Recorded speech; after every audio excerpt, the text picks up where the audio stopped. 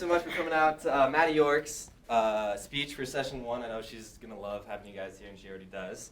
Maddie is an amazing individual. She was the star of Annie, for those of you who don't know her. And her speech is the importance of animal companionship. Can you get a round of applause for her?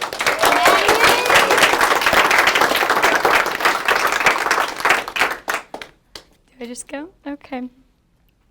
All right. For my Capstone Experience, I've explored my passion for animals and their existence. Many people tend to view animals as insignificant, though I've been called to love animals and understand why they are here. And what I've come to understand is amazing.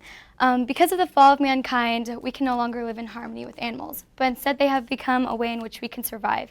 Though I have wondered, what was their original purpose if we were meant to live in harmony with them? So I desire for mankind to love animals and understand the importance of their companionship.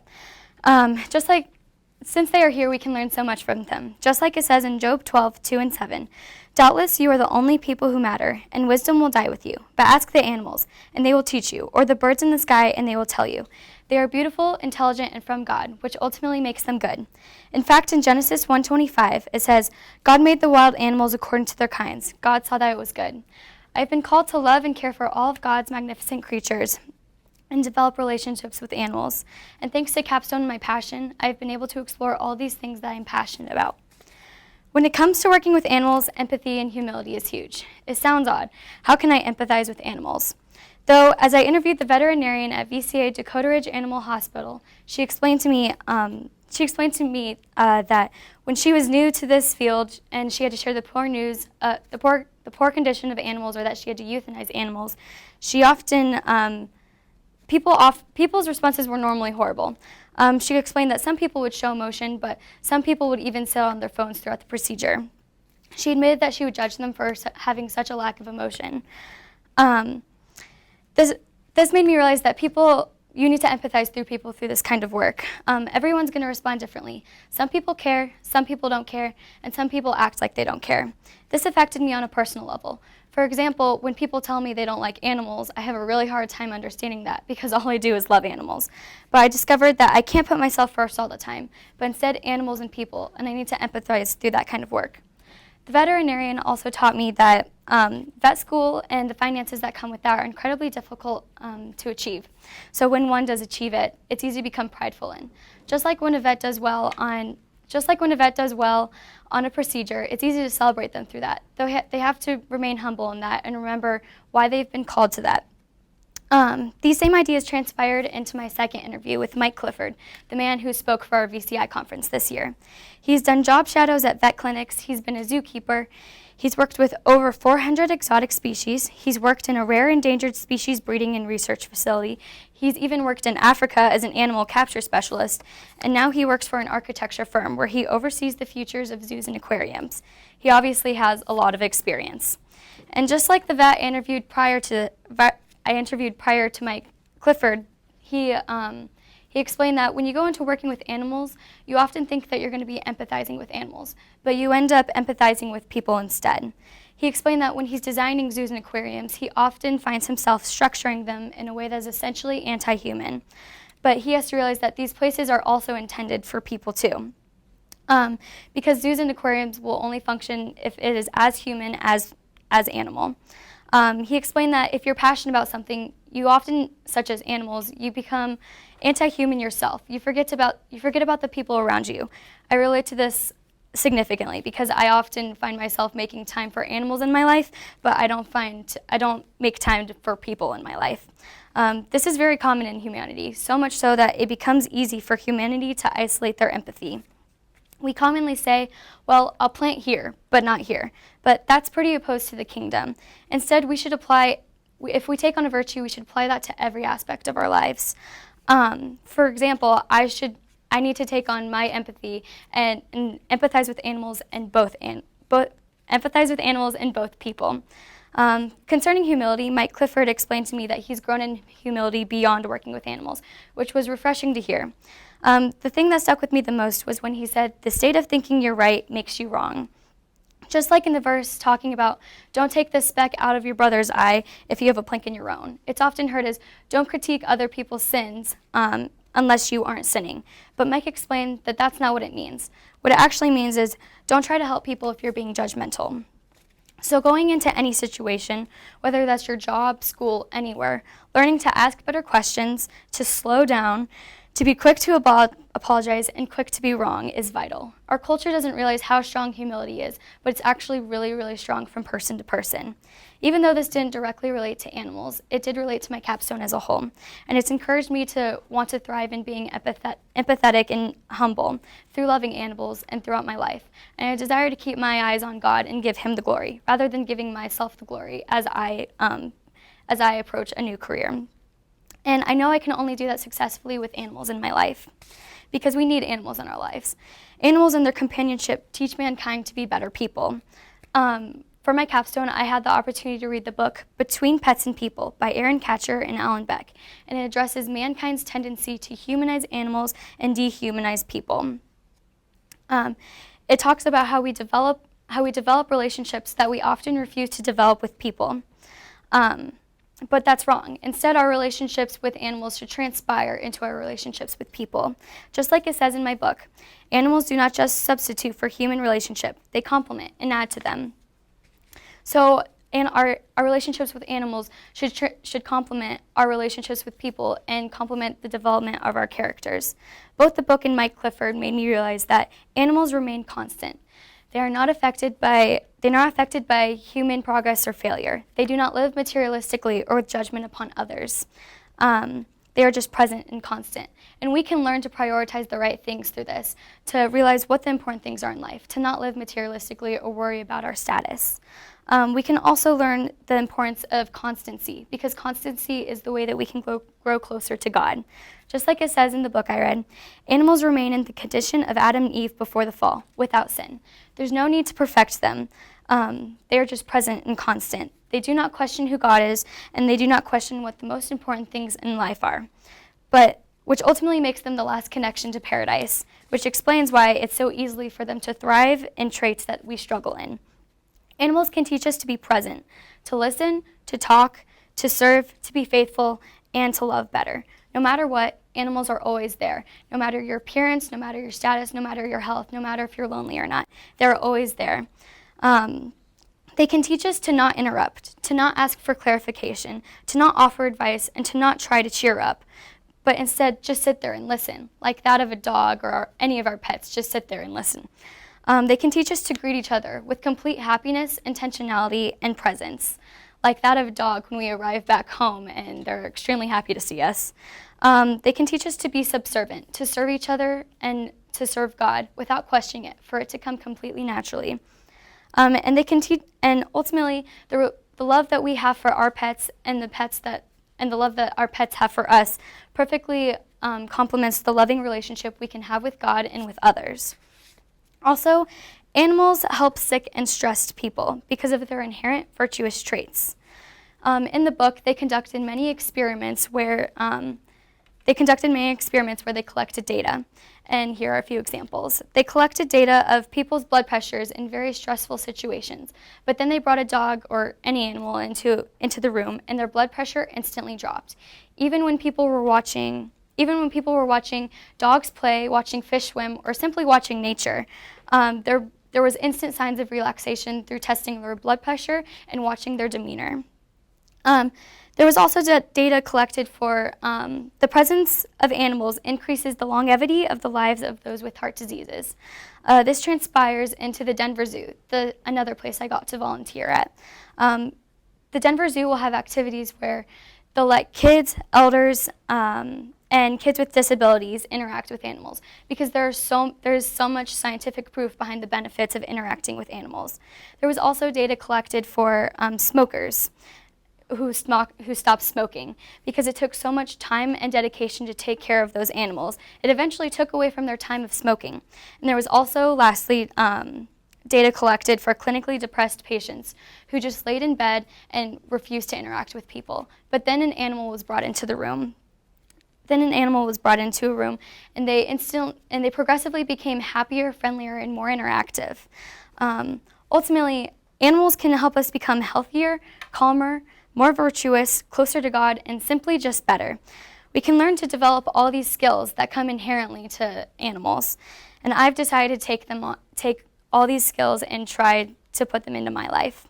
This experience has significantly changed me and has helped me grow into the person I've always desired to be. The first thing I learned was when it comes to something you love, there's going to be times where you're going to have to put in all your effort and all your time, despite how tedious and how much you're struggling in it. A perfect example of this is at the beginning of the year, I was spending the day with my grandparents, and we went to go visit their friends. And through their friends, I had the opportunity to volunteer for Capstone. My grandparents' friends had just recently had a dog who passed away, but 2 days before the dog passed away, it gave birth to a litter of 7 puppies. That's one of them. And what I've learned through this experience was life-changing. In order to take care of these pups, you have to feed them every 2 hours, which took about an hour. And when you're not doing that, you have to make sure they're covered with a blanket so that they don't freeze. The owners took it upon themselves to do this, and they were one of the poorest families I've ever met, yet one of the most generous. They could have been helping their poor financial situation, but instead they were taking care of these animals out of pure love. This also transpired into another volunteer option I had at the Rocky Mountain Feline Rescue shelter.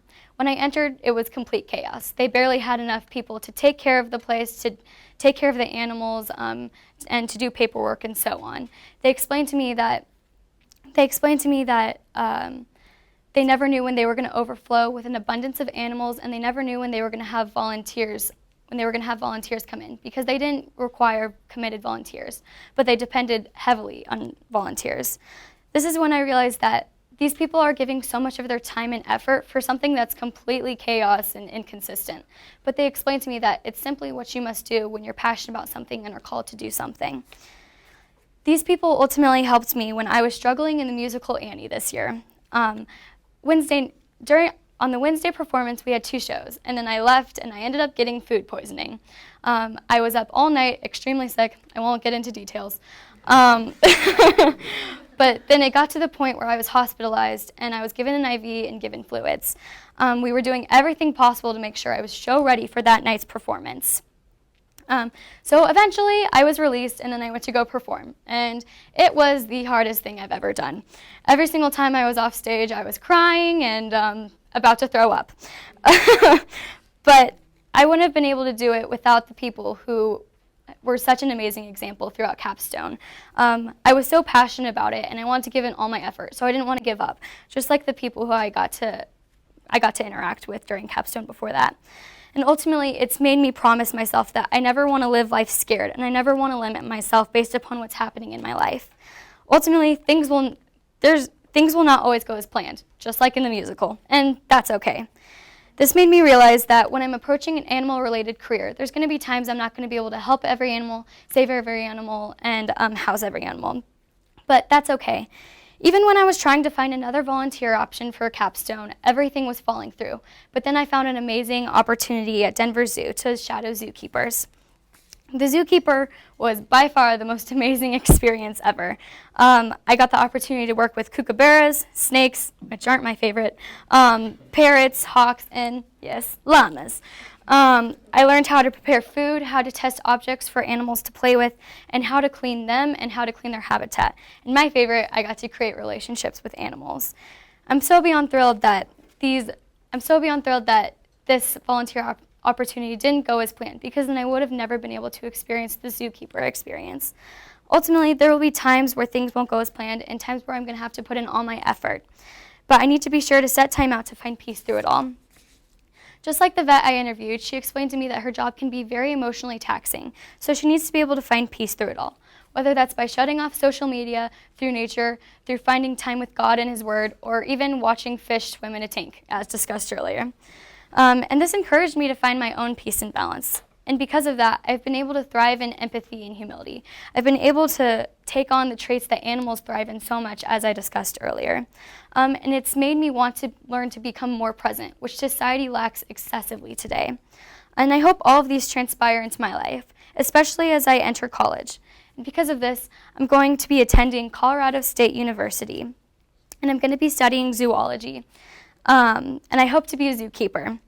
The zookeeper experience was so encouraging, so passionate, so loving, humble, and empathetic, and that's exactly what I want my life to look like and what I want my career to look like.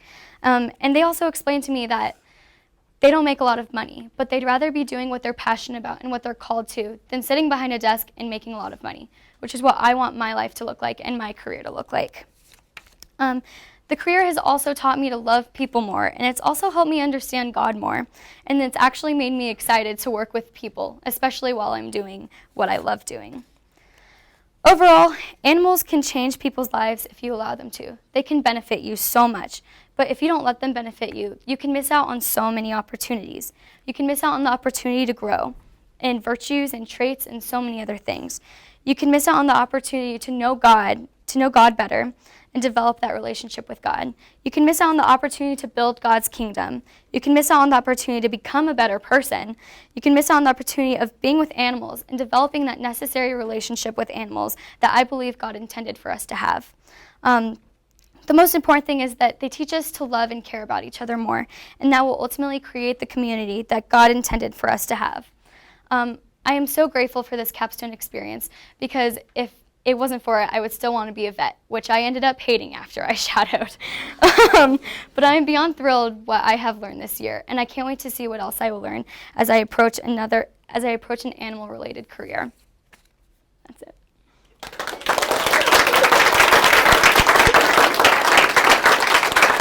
It's really short. All right, so if anybody has questions, you can ask Maddie. Maddie, I'm going to keep on filming, and so just because of the mic, if you want to hear the questions in post, you're going to have to repeat them.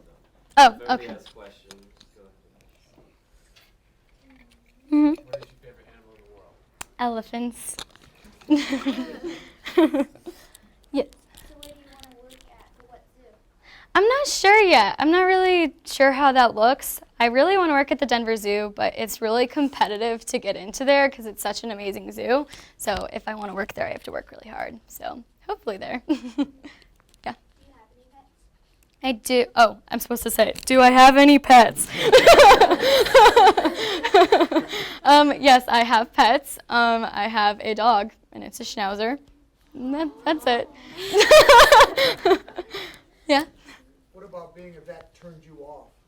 I think it was just how emotionally taxing it was. I don't think that I would have been stable enough to deal with that.